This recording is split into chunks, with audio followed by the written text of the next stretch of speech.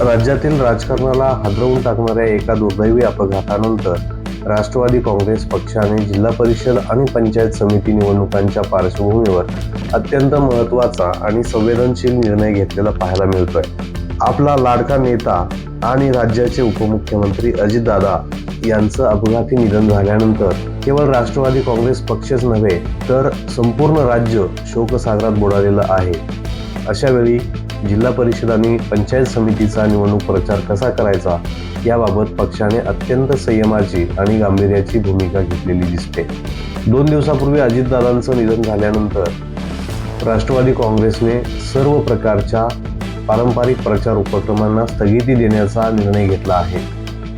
जाहीर सभा, road show, प्रचार रॅली, मोठ्या सभा किंवा शक्ती प्रदर्शन असं कोणतेही कार्यक्रम न घेण्याचे स्पष्ट आदेश पक्षाकडून देण्यात आले आहेत।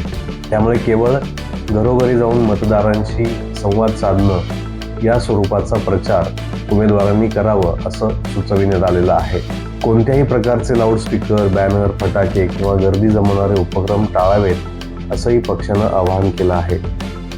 या दुर्घटनेचा परिणाम निवडणूक वेळापत्रकावरही झाला असून आधी ठरलेल्या तारखेत बदल करण्यात आला असून आता 5 फेब्रुवारी ऐवजी 7 फेब्रुवारीला मतदान होणार आहे, तर मतमोजणी 9 फेब्रुवारीला होणार आहे।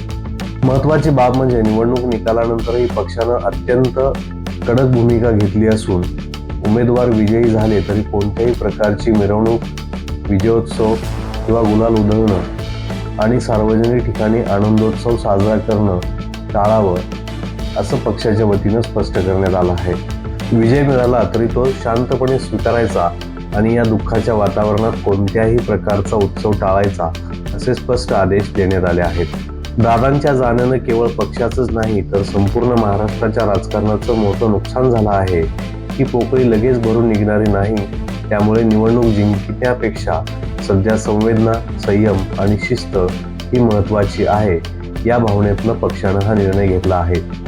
सध्या राष्ट्रवादी काँग्रेसचे कार्यकर्ते, नेते आणि उमेदवार हे सर्वजण अत्यंत साधेपणाने ही निवडणुका पार पाडण्याच्या तयारीत आहेत। प्रचार कमी असला तरी जनतेशी थेट संवाद ठेवण्याचा प्रयत्न केला जात आहे, मात्र तोही शांत आणि मर्यादित स्वरूपात करावा असं पक्षाच्या वतीने सर्वांना सूचित करण्यात आलं आहे। एकूणच काय तर दादांच्या अपघाती निधनानंतर राष्ट्रवादी काँग्रेसने घेतलेला हा निर्णय केवळ राजकीय नाही तर मानवी संवेदनांचा आदर करणारा असल्याचं चित्र दिसतंय। निवडणूक जरी लोकशाहीचा उत्सव असली तरी दुःखाच्या क्षणी संयम राखणं हीच खरी जबाबदारी आहे असा संदेश पक्षाने दिला आहे। या मुद्द्यावर तुमचं काय मत आहे? अशा परिस्थितीत पक्षाने घेतलेला हा निर्णय योग्य वाटतो का? तुमच्या प्रतिक्रिया आम्हाला कमेंट बॉक्समध्ये नक्की कळवा। अशाच राजकीय घडामोडी आणि सविस्तर बातम्यांसाठी आमच्या चॅनलला सबस्क्राईब करा। धन्यवाद। सर्जनशील न्यूज